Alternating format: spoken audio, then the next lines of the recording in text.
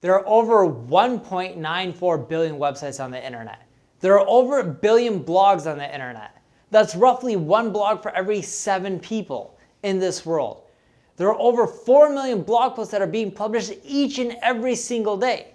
Hey everyone, I'm Neil Patel, and today I'm going to answer the question of, is blogging still worth it?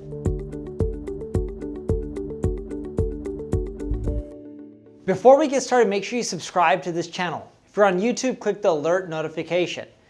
This way, whenever I go live, whether it's on Facebook, LinkedIn, YouTube, you'll get notified.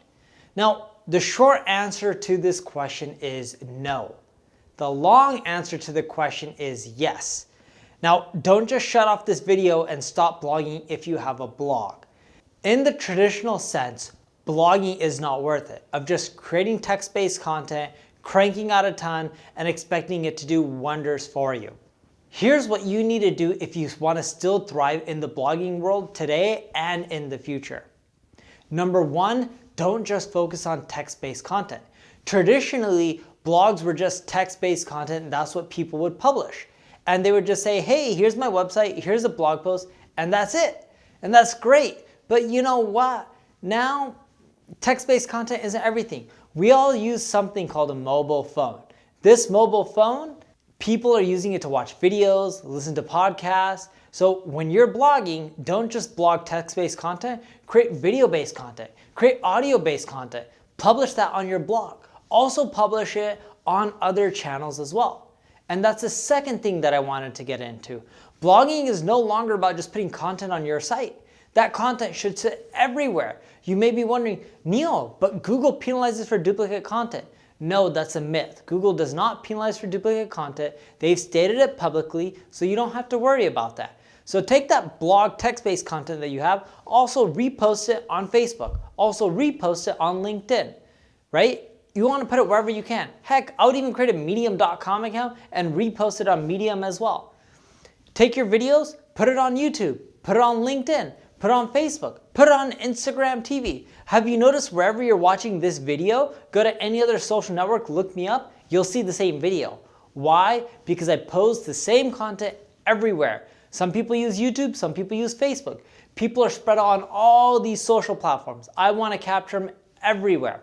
The third thing that you need to know is blogging on how it used to be, in which you just create text-based content, you rank, you drive that traffic to a product, a service, collect leads, you do well.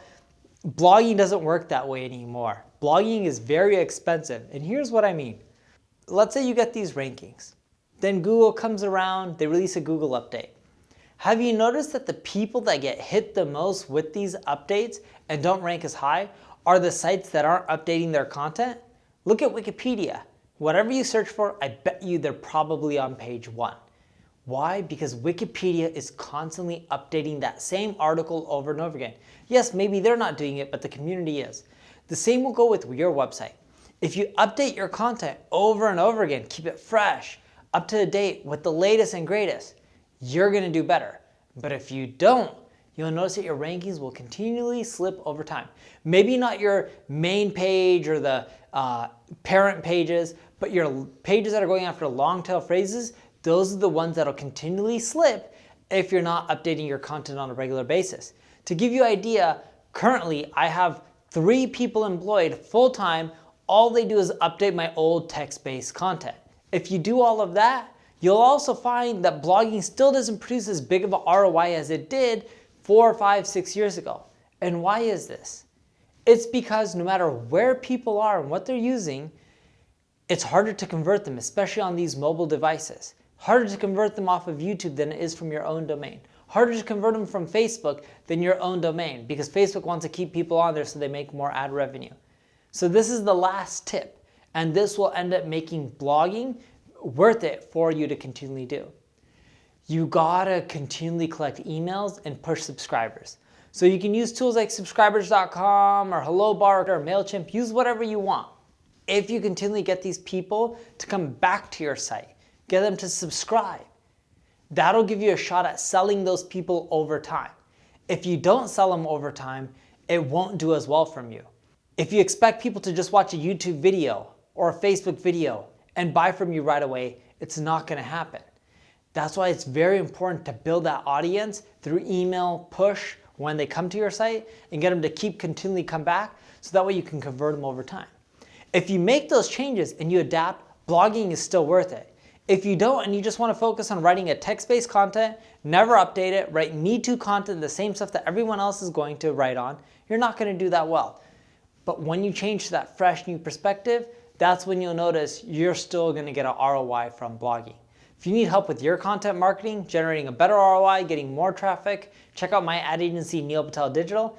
And if you have any questions, leave a comment below. You enjoy the video, share it, like it, tell other people about it, and subscribe to the channel. Thank you very much.